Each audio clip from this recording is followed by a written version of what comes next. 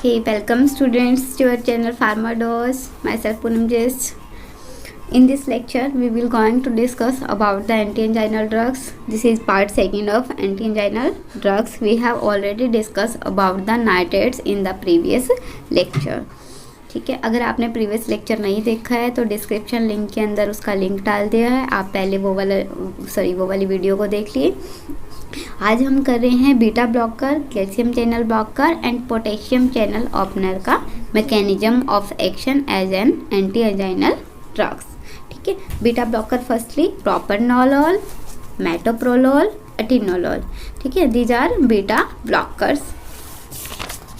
अब देखो, हमने पढ़ा था कि जो हमारा क्या है एंजाइना पेक्टोरिस में क्या हुई थी, O2 की सप्लाई और O2 डिमांड के अंदर इम्बैलेंस हुआ था। हमने करना क्या है, O2 की सप्लाई को एनहांस करना है और वर्कलोड को O2 डिमांड को कम करना है।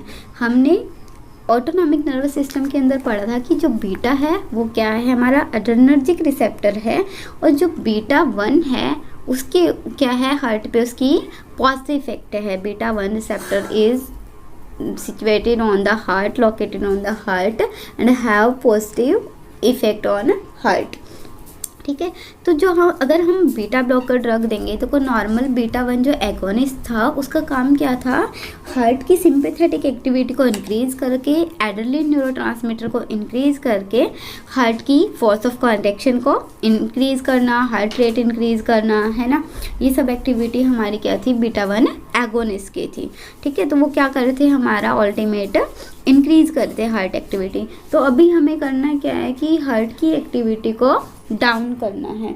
मतलब हार्ट एक्टिविटी को डाउन करना है, इसका मतलब क्या है, हमें हार्ट रेट को, हार्ट के वर्कलोड को कम करना है और O2 की जो डिमांड है उसको कम करना है।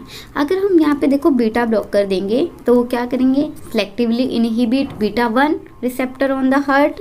ठीक है, वहाँ पे वो ब्लॉक करेंगे सिंपैथेटिक एक्टिविटी को, जिसकी वजह से हार्ट रेट कम होगा, उसका फोर्स ऑफ कॉन्ट्रैक्शन कम होगा, है ना, वर्कलोड कम होगा, कार्डिक आउटपुट कम होगी। ठीक है, अगर उसने ब्लॉक किया बीटा 1 अपोजिट इफेक्ट शो करेगा, हार्ट रेट कम हुआ, कार्डिक आउटपुट कम हुई, फोर्स ऑफ कॉन्ट्रैक्शन कम हुई, जिसकी वजह से कार्डिक वर्कलोड कम हुआ और O2 की जो डिमांड थी वो कम हुई। बट यहाँ पे एक चीज़ है कि जो बीटा ब्लॉकर है वहाँ यो हमें क्या करना है, बीटा ब्लॉकर सेलेक्टिव बीटा 1 ही यूज करना है।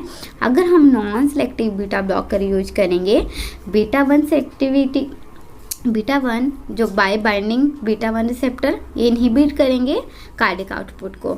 अगर हम नॉन सेलेक्टिव यूज करें, वो बीटा 1 पे बाइंड करके उन्होंने कार्डिक आउटपुट तो कम कर दिया, बट वो बीटा 2 पे बाइंड अप करके साथ के साथ क्या करेंगे, वहाँ पे ब्रोंकियो कॉन्स्ट्रिक्शन, क्योंकि जो बीटा 2 एगोनिस्ट रिसेप्टर है वो स्मूथ मसल्स पे है ब्रोंकाई की, जो कि ब्रोंको डायलेशन करते हैं।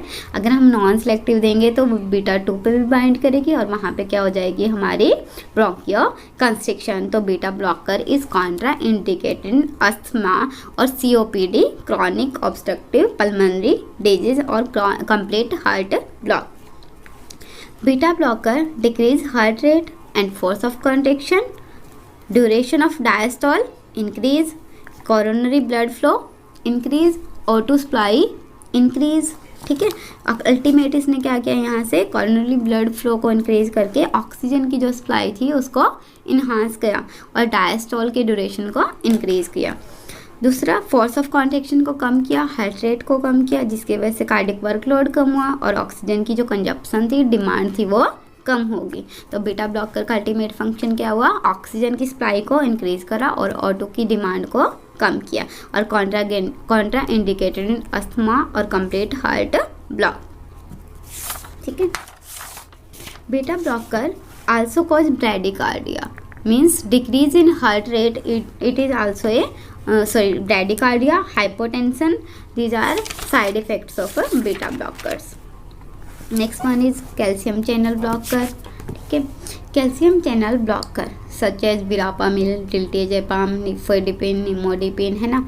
ठीक है, तो कॉर्नरी आर्टरी डायलेशन क्या करते हैं calcium channel blocker, coronary artery की डायलेशन करते हैं, पेरिफेरल जो रेजिस्टेंस है उसको कम करते हैं और आफ्टर लोड को डिक्रीज करते हैं।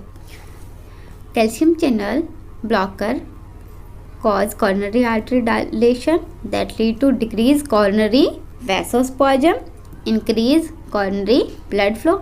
अगर जो हमारी कॉर्नरी आर्टरी डायलेट होएगी तो वहाँ पे वैसोस्पाज्म था वो कम हुआ, ऑब्वियस है, तो वहाँ पे ब्लड फ्लो की सप्लाई इंक्रीज हुई। ऑटो की सप्लाई ने क्या किया, इंक्रीज किया।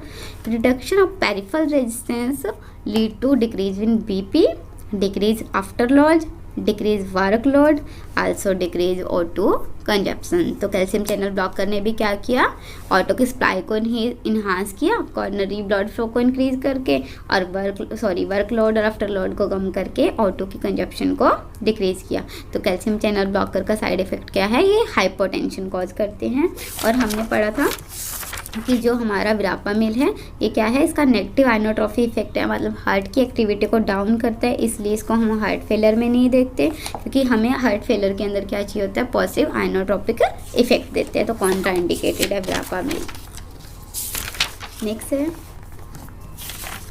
हमारे पास, अच्छा इसके हमने साइड इफेक्ट पढ़े हैं। हाइपोटेंशन कॉज करता है, एंकल एडेमा कॉज करता है, accumulation of fluid into the tissue ankle, ठीक है। Potassium channel opener, potassium channel opener के अंदर हमने ड्रग पढ़ी है मिनॉक्सीडिल और डाइजॉक्साइड।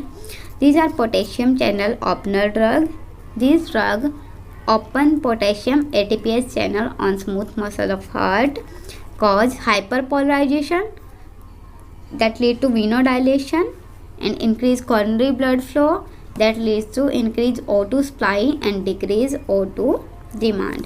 ये क्या करते हैं, पोटेशियम चैनल को ओपन करके मेम्ब्रेन को हाइपरपोलाराइज करेंगे, जिसकी वजह से वेसल्स की विनोडाइलेशन होगी, हमारी कॉर्नरी ब्लड फ्लो बढ़ेगा, O2 सप्लाई बढ़ेगी और O2 डिमांड कम होगी। पोटेशियम जो चैनल ब्लॉकर है, इनका मेजर साइड इफेक्ट क्या है, एलोपेसिया कॉज करते हैं। एलोपेसिया क्या है, रिडक्शन ऑफ हेयर या increase hair loss in male, ठीक है। ये हमारी क्या थी, एंटी एंजाइनल ड्रग थेरेपी थी, जिसके अंदर हमने ड्रग्स की है, कौन सी, नाइट्रेट्स ड्रग की है, कैल्शियम चैनल के ब्लॉकर किए हैं, पोटेशियम के ओपनर किए हैं हमने, ठीक है, और बीटा ब्लॉक